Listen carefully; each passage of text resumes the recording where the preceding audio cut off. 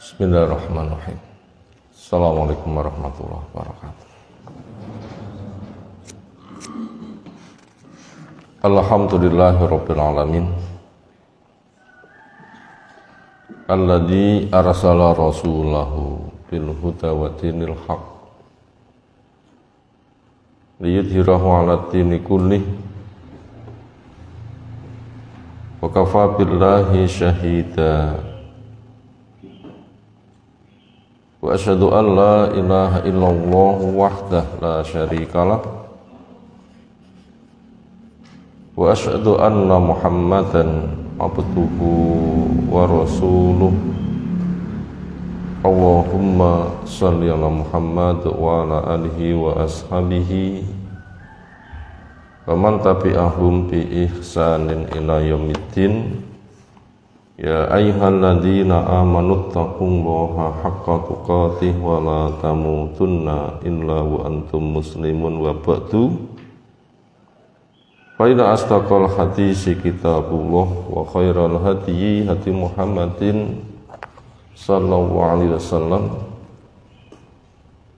wa syarrul umuri muhdatsatuha fa inna kulla muhdatsatin bid'ah wa kulla bid'atin dhalalah wa kulla dhalalatin finnar. Ayyuhal ikhwah, a'azzana Allah subhanahu wa ta'ala, berkaitan tentang pagi doa-doa, tentunya kita tidak lupa sejak dari doa bangun tidur. Alhamdulillahilladzi ahyana ba'dama amatana wa ilaihin nusur. Demikian juga doa yang dipesankan supaya tidak dilupakan. Allahumma a'inni ala zikrika wa syukrika wa husni ibadatik. Dan juga doa yang lain, Allahumma inni as'aluka ilman nafi'an wa rizqan thayyiban wa amalan mutaqabbalan. Berikutnya insyaallah kita akan melanjutkan mengkaji hadis-hadis yang ada di Jami' Shahih Bukhari al-Imam Abu Abdullah Muhammad Ibn Ismail Ibn Ibrahim Ibn Mughirah Ibn Bardisbah Al-Bukhari Al-Ju'fi rahimahullah ta'ala. Masih kelanjutan tentang al-idku, berkaitan memerdekakan budak. Bab berikutnya, babun idza dzaraba al-abda falyajtanib al-wajha. Ketika memukul kepada budak supaya menjauhi wajah, maknanya jangan memukul wajah. Hatta sana fadl.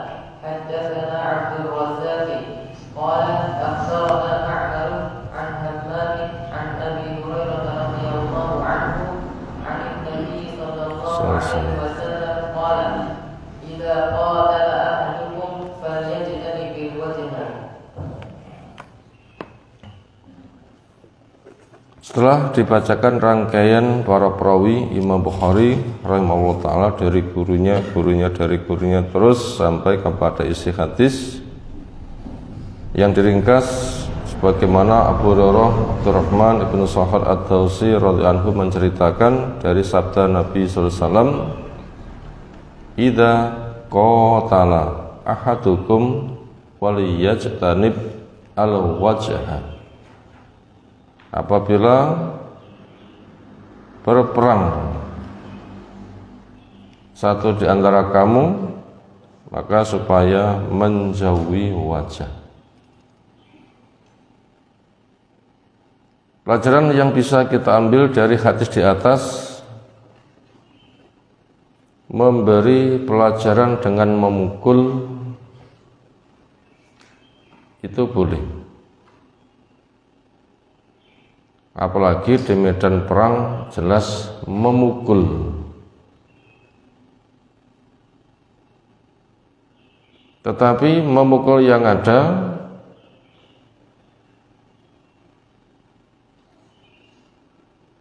itu ada kriterianya, bukan sembarangan memukul. Memukul kalau itu berada di medan peperangan, ketika telah tegak hujah, orang-orang membantah, akhirnya terseret pada medan peperangan, memukul musuh, ya mengalahkan musuh. Di antara bentuk kalahnya musuh namanya perang, antara membunuh dan dibunuh. Maka di situ ada etika untuk berbuat ihsan. Allah mewajibkan kalian berbuat ihsan pada segala sesuatu. Sampai-sampai ketika menyembelih juga berbuat baik. Tajamkan pisau supaya hewan yang disembelih segera istirahat. Termasuk di medan peperangan,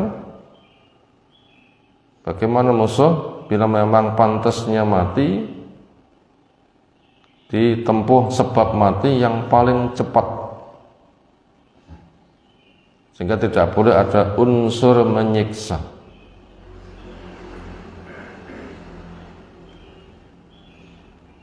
Makanya yang paling cepat untuk matinya seseorang ketika di medan perang, ya dipenggal lehernya.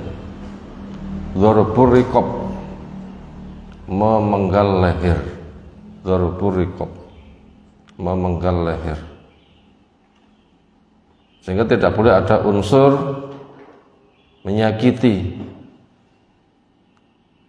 seolah prosesnya mati pelan-pelan biar sakit berkepanjangan. Sampai di medan perang yang seperti itu tidak boleh. Yang ada adalah dzarbur riqab, memenggal leher, supaya cepat mati bila memang itu pantasnya mati. Kemudian berkaitan di dalam memberikan pelajaran. Seorang Islam bersama keluarganya, bersama lingkungannya, di sana ada pemberian pelajaran. Memukul itu salah satu dari bentuk memberi pelajaran, itu boleh. Misalnya apa? Ajari anakmu sholat umur 7 tahun. Bila sudah 10 kok belum sholat, maka pukullah. Itu ada bahasa boleh memukul. Termasuk orang itu punya budak, butuh pembelajaran, butuh dipukul, boleh sebagaimana bab yang sedang kita kaji. Atau berkaitan suami lurus, istri nusus, maka ketika dinasehati gak mempan, pisah ranjang gak mempan, di situ juga ada bentuk pukul lah.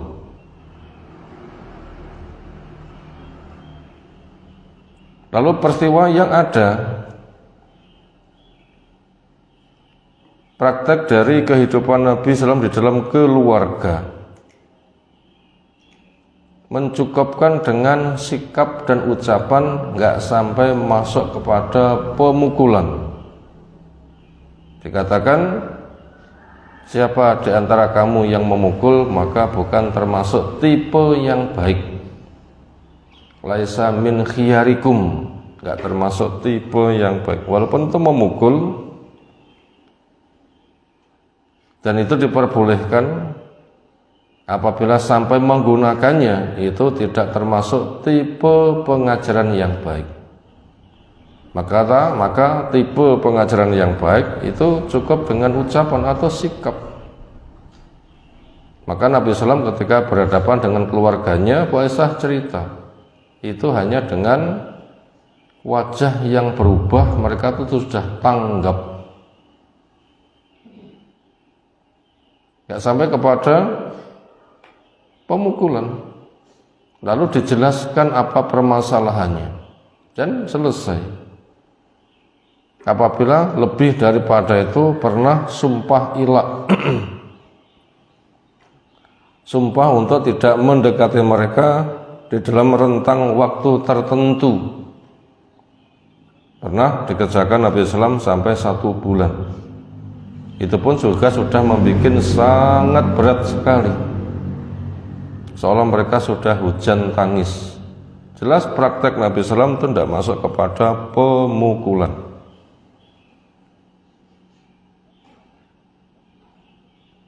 Kemudian di dalam bentuk yang lain, andaikan toh juga masuk kepada pemukulan, diupayakan dalam bentuk simbol-simbol. Gimana itu? Dengan digantungkan cambuk atau tongkat di tembok. Untuk apa itu? Mungkin ada yang tanya. Tongkat digantung di tembok, cambuk digantung di tembok. Ya, pantasnya benda kayak begitu ya untuk memukul sapi. Kok di dalam rumah kita? Ya, semoga di dalam rumah kita nggak ada orang yang punya tipe kayak tipene sapi. Masa manusia pengajaran kok kayak sapi dipukul? Ki jadi manusia apa sapi? Itu sudah terpukul dengan bahasa seperti itu, walaupun tidak langsung memukul.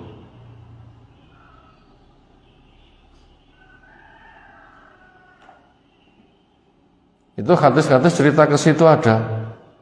Itu bentuk pemukulan, sehingga bukan dalam bentuk fisik.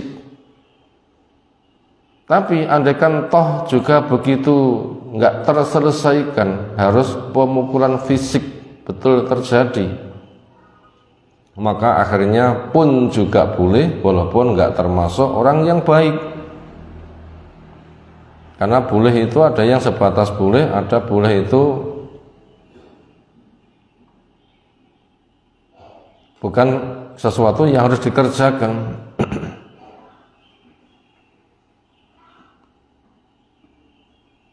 Kadang boleh itu dalam bentuk darurat terpaksa. Ternyata itu ada adabnya. Apa? Jangan sampai sasarannya itu wajah. Bila terpaksa memukul kepada fisik, jangan sampai masuk kepada wilayah wajah. Itu jelas sekali, jangan sampai masuk pada wilayah wajah. Entah itu di medan peperangan, entah orang punya budak, bila terpaksa itu harus menggunakan pemukulan fisik, maka itu jauhi yang namanya wajah. Apa hikmahnya? Hikmahnya adalah beberapa hadis menyebutkan sesungguhnya Allah Ta'ala mencipta Adam di atas bentuknya ala suratihi. Yang kadang ada kesan di benak seseorang wajah Nabi Adam koyok wajah Allah. Enggak benar itu.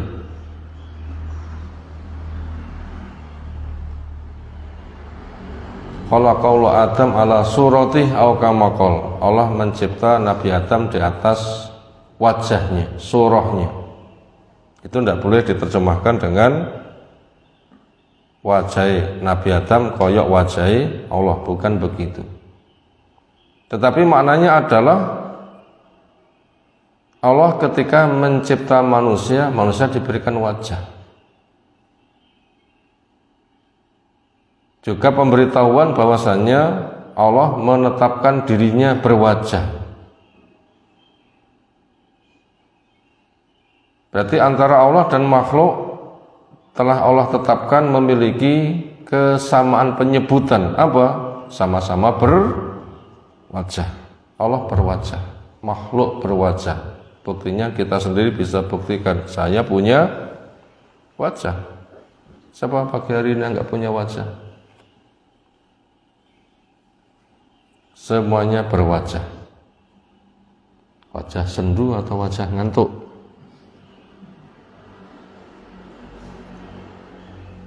Wajah manusia gimana? Ya, ambil cermin, lihat sendiri.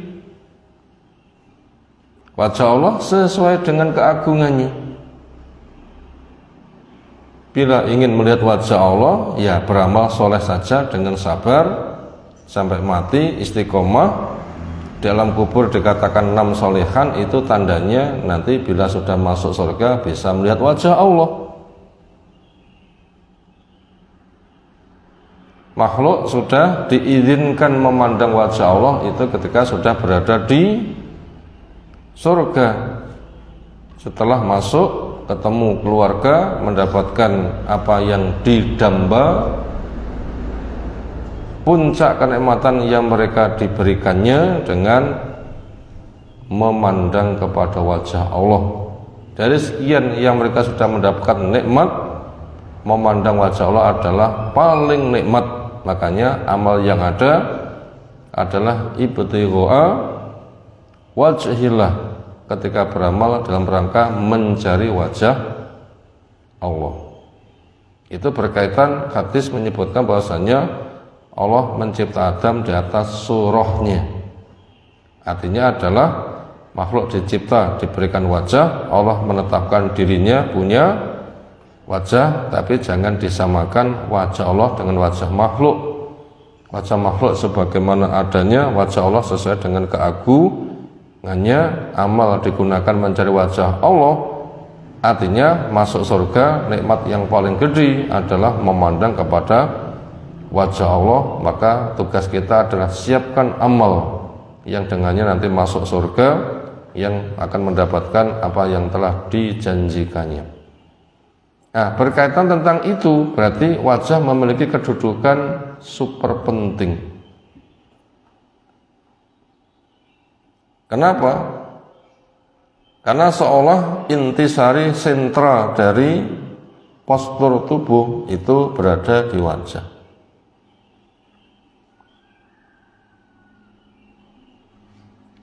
Orang itu makhluk atau bukan makhluk, ya wajahnya, kepalanya. Kalau sampai hilang wajahnya, hilang kepalanya, seolah itu adalah tunggak pangkal pohon. Makanya pelarangan adanya patung untuk menetralkan ketika ada, makanya di sana ditutup wajahnya, kepalanya. Itu untuk membedakan. Yang kedua, hidup atau mati juga dilihat pada wajahnya. Buktinya dokter ketika ngecek sudah mati belum, kan dilihat matanya, di antaranya wajah. Untuk membedakan si A dan si B dari mana? Wajahnya juga. Dia sedang bersedekah atau tidak bersedekah juga wajahnya, karena tabassumukum fi wajhikum sedekah, senyummu di wajah saudaramu juga termasuk sedekah. Kan wajah juga yang dilihat.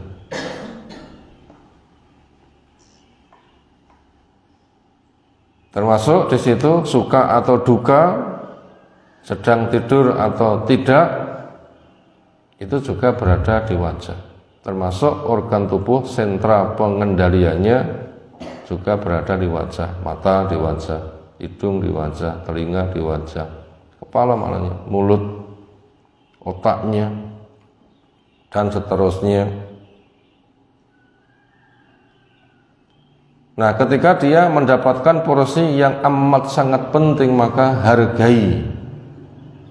Bila terpaksa ada pemukulan fisik, maka jangan sampai kepala, wajah itu menjadi sasaran. Inilah Islam membimbing kepada kita untuk berakhlak yang mulia, diantaranya menghargai sesuatu yang butuh untuk mendapatkan penghargaan. Wallahu a'lam bishawab. Itu tadi beberapa pelajaran dari hadis pertama yang kita kaji pagi hari ini. Berikutnya diawali dengan Bismillahirrahmanirrahim, cerita tentang al-mukatab.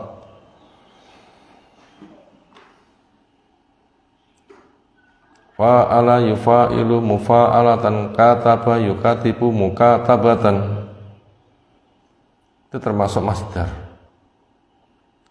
Arti mukatab dari kata kataba menulis, wazan fa'ala saling menulis. Kasusnya adalah budak ketika pengen merdeka mencatatkan diri kepada majikan untuk menebus, diantaranya dengan menansur. Itu semuanya ternyata tertulis, karena di dalam banyak hal transaksi yang ada itu adalah diperintahkan untuk menulis. Misalnya di surah, di ayat yang paling panjang, Al-Baqarah 282, yang diperintahkan, ya ayyuhalladzina amanu idza tadayantum bidainin ila ajalin musamma faktubuh. Wahai orang yang beriman, bila kalian memiliki transaksi hutang piutang, yang jelas itu membutuhkan waktu tertentu. Transaksi sekarang pembayarannya kapan, itu jelas ada ajal musamma, maka di sana ada perintah faktubuh, tulisan. Wal yaktub bainakum katibun bil adl.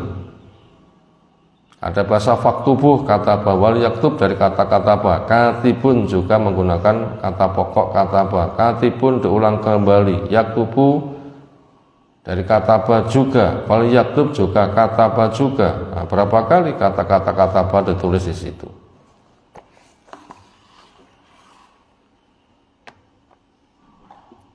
Jadi mukatab maknanya budak pengen merdeka, daftar kepada majikan untuk menebus diri, nah, lalu dicatat. Membayar dari harganya berapa dengan tanjim, dengan mengangsur.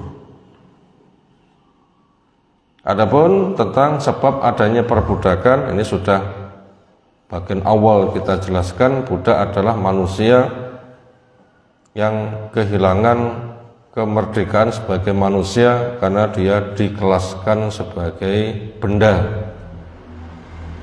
dikelaskan sebagai harta. Yang sebabnya kalau gaya jahiliyah adalah karena kedzaliman, semisal berlakunya hukum rimba yang kuat menguasai yang lemah. Kalau Islam memberikan izin, permasalahannya karena ada pasar budak, orang Islam beli ke pasar dengan hartanya. Atau ada perbudakan, kemudian orang Islam mendapatkan hadiah atau warisan. Atau menang dari peperangan, orang kafir yang kalah, ternyata mereka diputuskan sebagai budak lalu dibagi-bagi. Berarti ada sebab yang boleh, ada sebab yang tidak boleh. Untuk kondisi yang kita jalin sekarang, kayaknya kita belum menjumpai yang namanya budak. Manusia kelasnya hewan dijual di pasar. Kalau ke pasar mau beli apa? Kambing, sapi, mentok, bebek, pitik, nah begitu. Tapi manusia dijual kita belum jumpa. Tidak harus diadakan, tapi mungkin terjadi apabila ada sebab-sebab syar'i. Babu ismiman qadhafa mamlukahu, bab dosa orang yang menuduh budaknya. Di situ belum diurai, mungkin nanti ada pembahasan tertentu tentang kasus budak dituduh. Itu memang ada yang dikenal dengan istilah adalah yaumul wisah, hari selendang. Kenapa itu kasusnya Bariroh? Dia seorang budak yang anak majikan punya selendang merah. Ketika tergeletak di tanah, disambar, burung pemakan daging, abang-abang dikira daging, ternyata kain. Ketika hilang, budaknya dituduh, kamu yang mencuri, ternyata tidak. Sampai sekujur tubuh digeledah, mungkin kamu sembunyikan di mana. Ternyata ketika nggak ketemu, mendongak ke atas, ternyata ada barang merah jatuh dari atas. Apa? Selendang. Loh, kok jatuh dari atas, dari mana? Di gondol manuk tadi.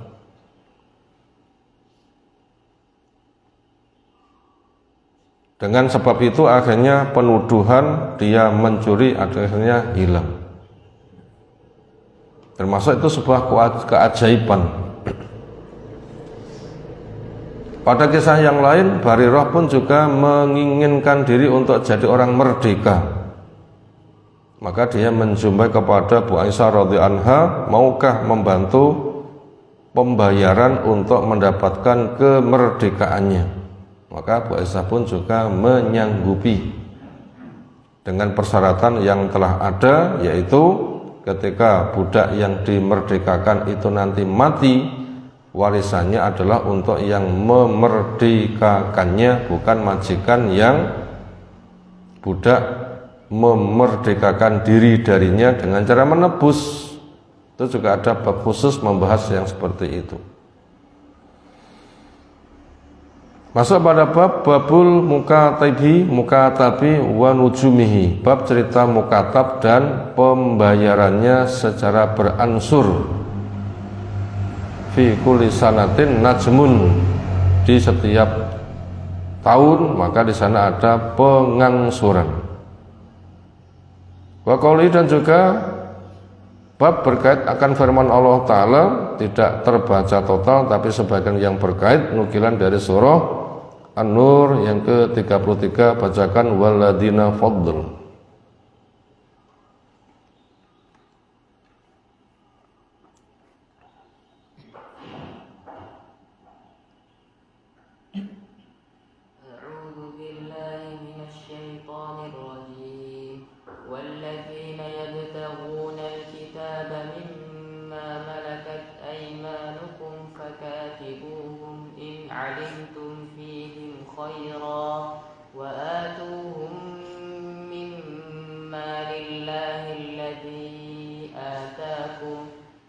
Sampai situ.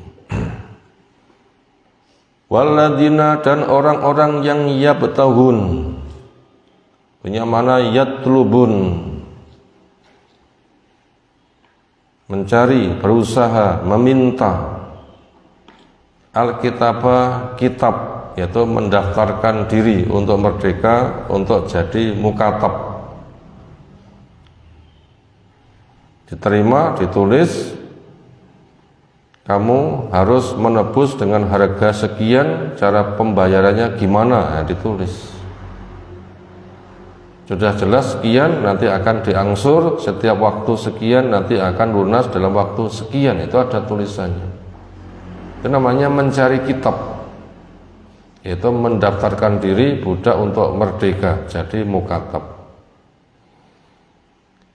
Mimma, dari apa yang malakat memiliki aimanukum, tangan kananmu.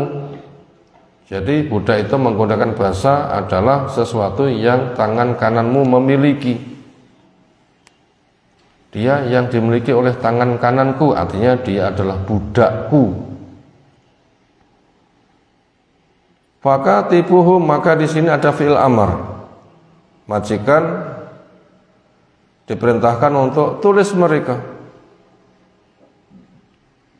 Keinginan dia untuk merdeka, siap membayar, peraturannya ditulis, maka wujudkan fakatibuhum, jadikan mereka sebagai mukatab. Di sini adalah fi'il amar. Hukum asal fi'il amar itu apa? Hukum asal perintah wajib. Maka bila budak lapor kepada majikan, wahai tuan, saya ingin merdeka, saya dihargai berapa, saya akan bayar dengan cara mengangsur. Maka bila ada budak kayak begitu, maka dari bahasa yang ada, majikan wajib menerima.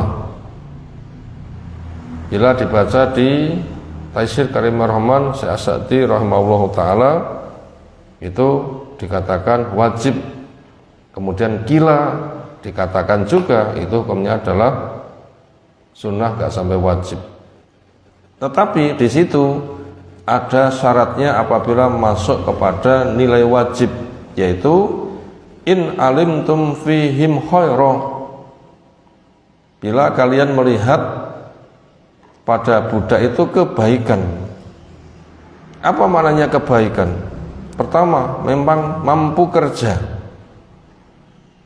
Mampu kerja. Kebaikan yang ada apa? Mampu kerja. Sehingga ketika ngomong saya akan menebus, kerjamu apa? Dapat penghasilan apa yang kamu nanti akan membayarnya? Makanya khairan itu diantaranya memiliki makna adalah mampu kerja dan hasil pekerjaannya itu berpotensi untuk mampu menebus. Itu termasuk makna dari khairan. Mana khairan yang lain, nanti andaikan betul-betul merdeka, dia mandiri, tidak membebani siapa-siapa, bisa mengurus dirinya. Kenapa? Karena memang mampu bekerja dan mau bekerja, dan memang ada kesempatan kerja, itu diperkirakan nanti akan mampu mandiri, termasuk mana khairan.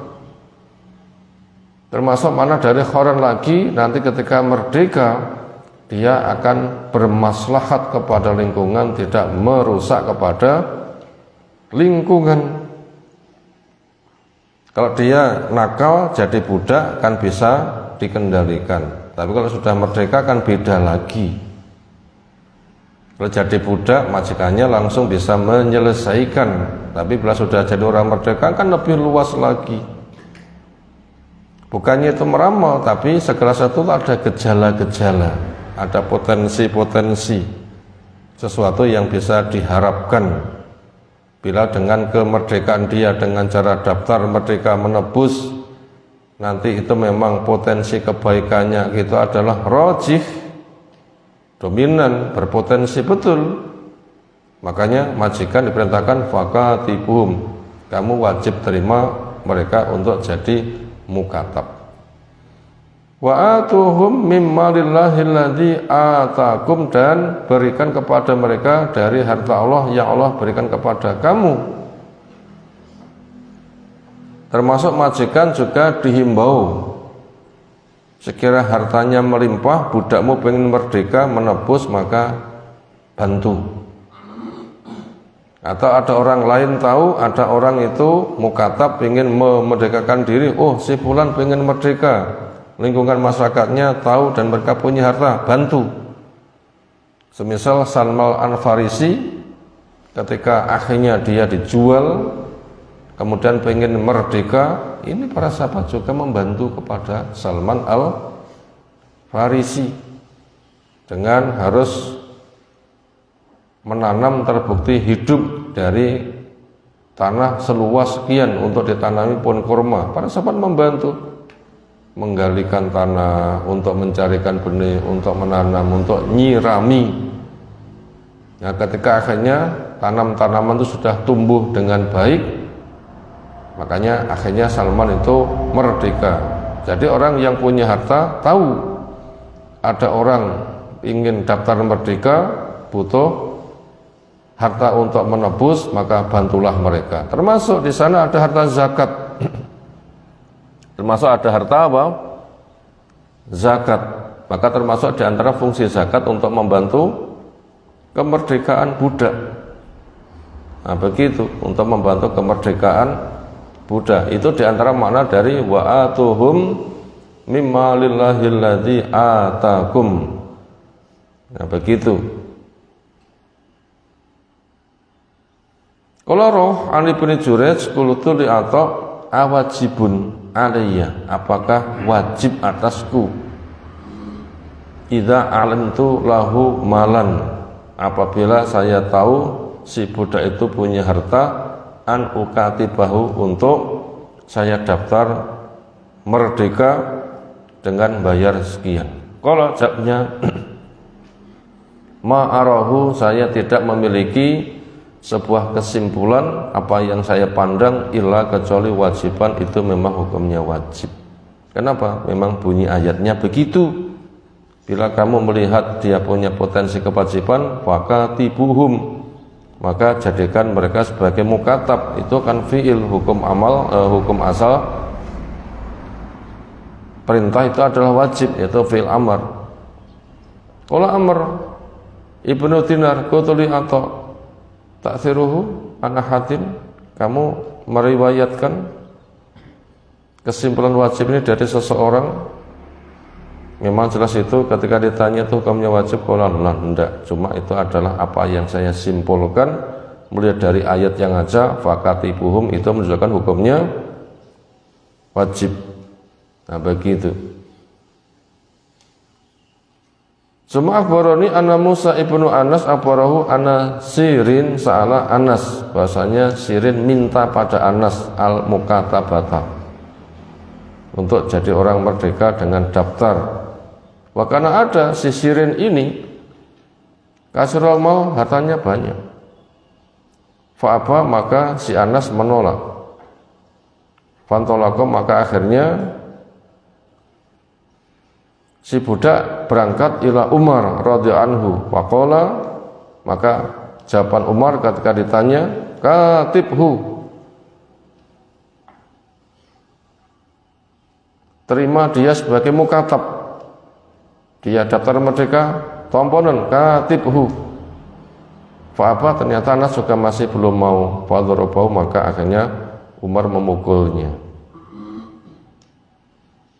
Bidirroh, yaitu dengan semisal alat pukul, apa semisal tongkat dan semisal. Wajadru Umaru, lalu Umar menjelaskan alasannya kenapa kok mewajibkan ketika enggak mau dipukul. Hanya Allah mengatakan fakatibuhum in alimtum fihim khaira, maka terima mereka sebagai mukatab bila kalian melihat pada diri mereka ada kebaikan, yaitu potensi punya harta, mampu bekerja. Nanti bila sudah merdeka memang yang berpotensi itu kemaslahatan, tidak menjadi beban dan tidak merusak. Akhirnya fakatabahu, dia menerima yang usul untuk jadi mukatab daftar merdeka. Betul baca, qala Lais.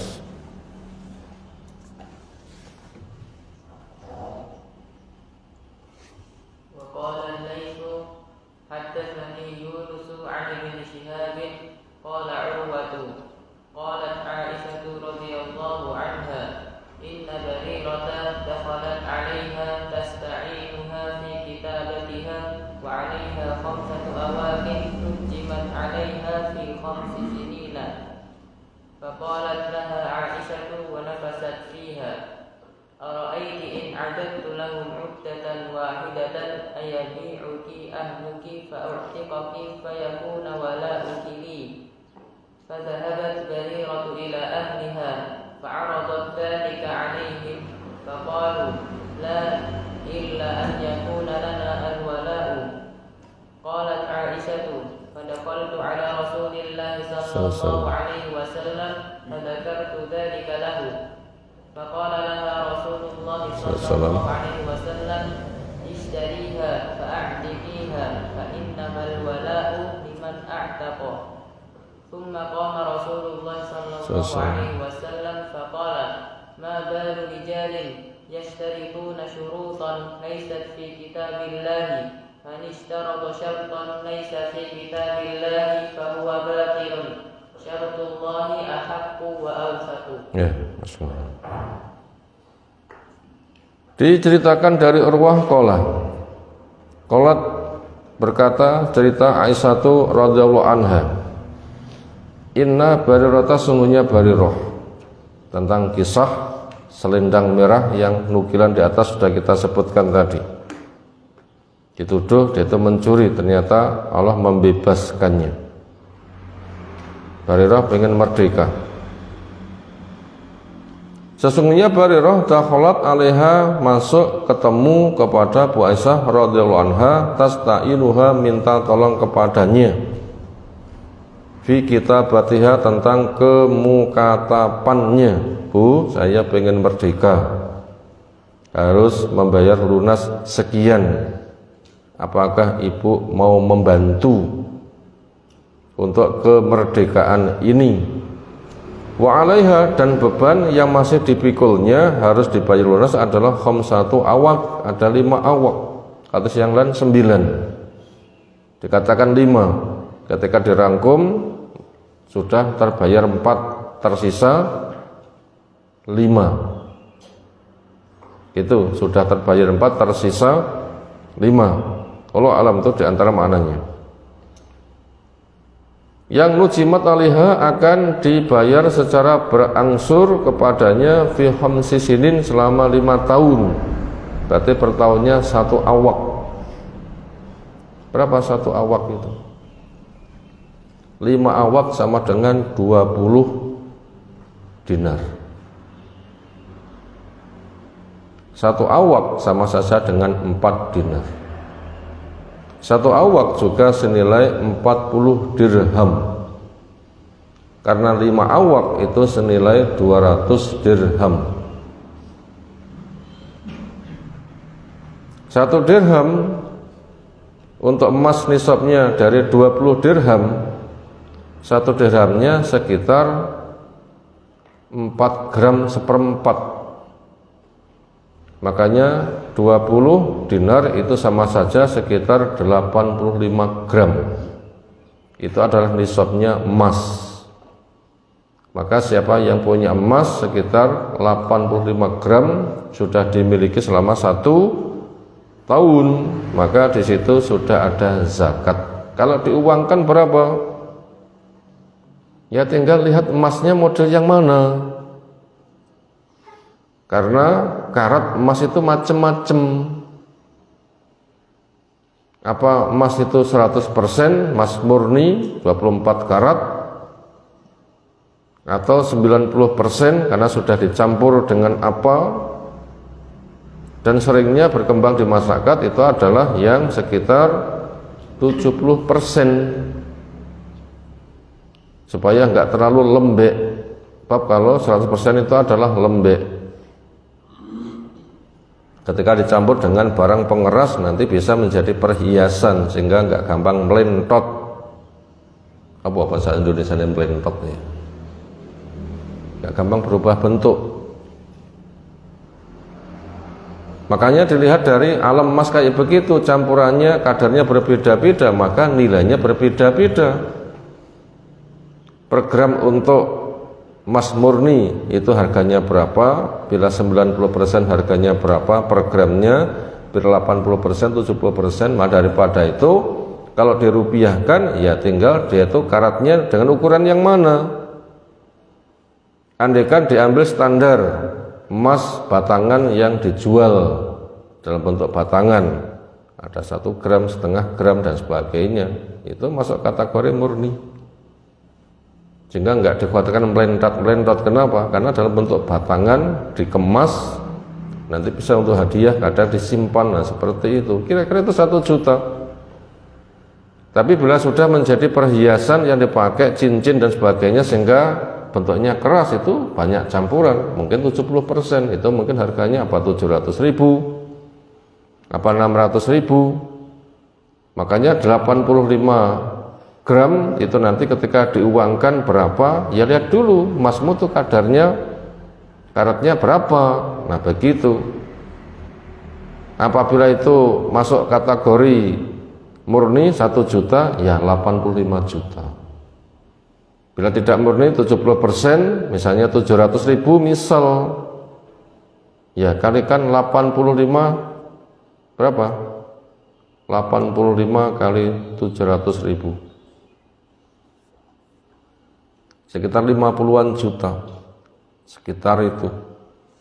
Atau itu agak rendah lagi mutunya, sehingga per gramnya hanya 500.000, ya 85 gram itu adalah sekitar 42.500.000. Taruhlah mikir yang gampang itu 50 juta, itu dibayar per juta, dibayar per tahun. Berarti kalau gitu 5 tahun, Berapa bayar per tahunnya? Ya 10 juta. Jadi setahun mengumpulkan duit 10 juta ngangsur selama 5 tahun nanti akan beres. Itu mungkin sekilas keterangan beban yang masih terpikul untuk merdeka, masih ada tanggungan 5 awak yang itu akan nujimat diansur setiap tahun dengan 1 awak. Faqalatlah Aisyah, maka Bu Aisyah mengatakan, wa nafisat biha, dia merasa senang dengannya. Ara'aiti, bagaimana tanggapanmu? In adatu, bila saya siapkan lahum untuk majikanmu udatan, persiapan wahidatan, satu saja, nggak usah diansur tapi akan terbayar total. Ayabiuka ahluki, apa majikanmu mau menjual kamu? Bila mau, fa'u'ti koki, nanti kamu akan saya merdekakan. Fayakun, dimana ada walauki, walakmu nanti bila kamu mati, kamu punya harta yang menjadi pewaris, itu li untuk saya. Di sini memberitahu kepada kita bahwasanya budak itu boleh punya harta. Dan itu supaya tetap dipegang. Buktinya dia berani lapor kepada majikannya, Pak, saya punya harta, ingin menebus diri, saya akan bayar sekian. Berarti kalau gitu budak itu punya hak harta. Buktinya bisa digunakan untuk menebus. Nah begitu, yang dimiliki oleh majikan orangnya. Tetapi ketika budak itu sudah dimiliki dan berjalan, akhirnya punya harta dengan sebab dia jadi budak milik majikan, maka bila dijual, makanya hartanya budak itu milik majikan. Ketika dijual orangnya saja. Kenapa? Ya dulu ketika orang itu mendapatkan budak itu hanya orangnya saja. Ketika budak dimiliki, akhirnya budak punya harta. Punyanya harta itu pada kondisi dia dimiliki, maka ketika dijual, kepemilikan itu milik majikannya. Bagaimana sudah kita urai kemarin. Tapi apabila budak itu dimerdekakan, ada orang itu membantu, kemudian lunas, ya hartanya ia bawa. Karena dia menebus diri, bayar sekian, akhirnya lunas, berarti masih punya sisa harta, ya bawa. Dan harta itu milik siapa? Milik yang memerdekakan. Itu milik yang memerdekakan. Nah, itu kenapa keterangannya begitu. Fadhabat, maka akhirnya si Barirah berangkat ilahnya kepada majikannya. Fa'aradat, menawarkan dalika itu alim kepada mereka. Pak, nyambo, saya pengen merdeka. Ya iya, kan sudah disepakati. Tapi saya cari donatur muhsinin, dan ternyata mau membantu saya merdeka. Semula transaksi kita itu mengangsur, ternyata sang donatur dia punya harta, ingin membayar lunas, gimana? Waqalu, maka majikan mengatakan, lah, tidak bisa. Illa, kecuali ayakuna, ada lana untuk kami al-wala'u, wala'. Saya tidak akan menjual kamu kecuali bila kamu nanti mati, walaknya milik saya. Padahal merdekanya dibantu oleh orang. Kenapa? Walaknya milik majikan. Di sinilah terjadi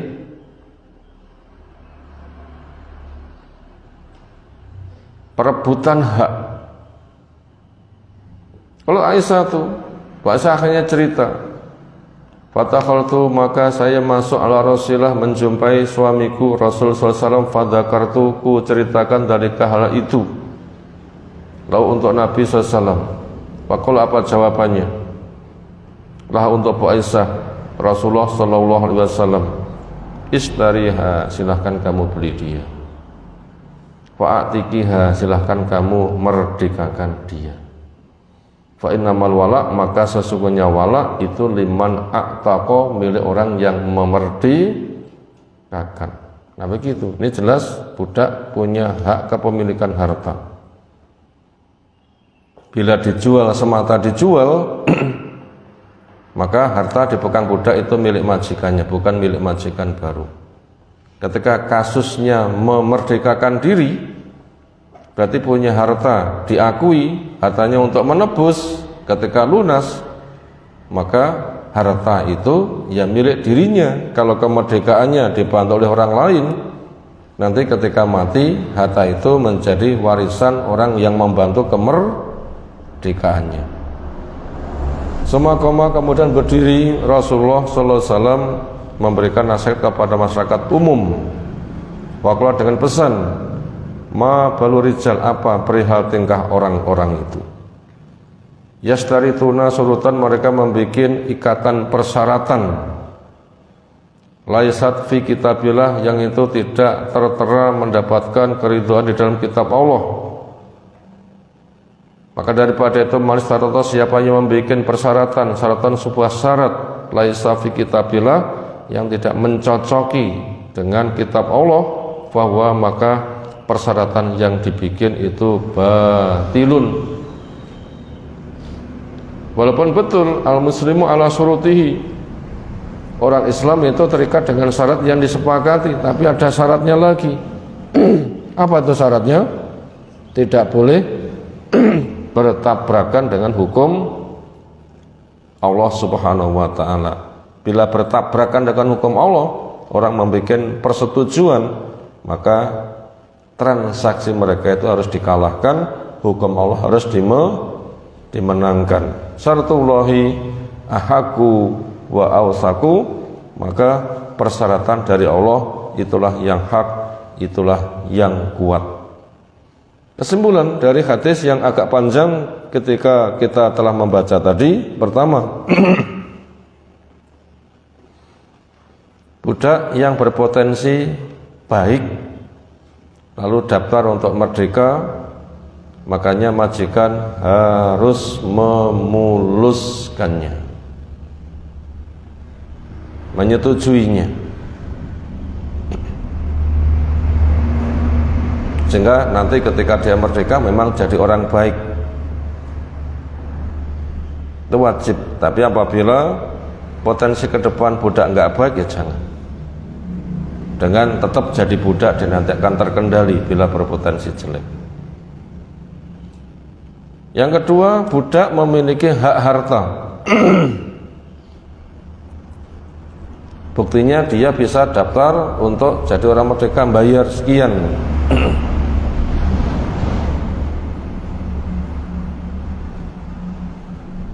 Lalu pelajaran berikutnya untuk kemerdekaannya, maka supaya orang yang punya rezeki longgar membantu, ada perintah ta'awun al-birri wat taqwa.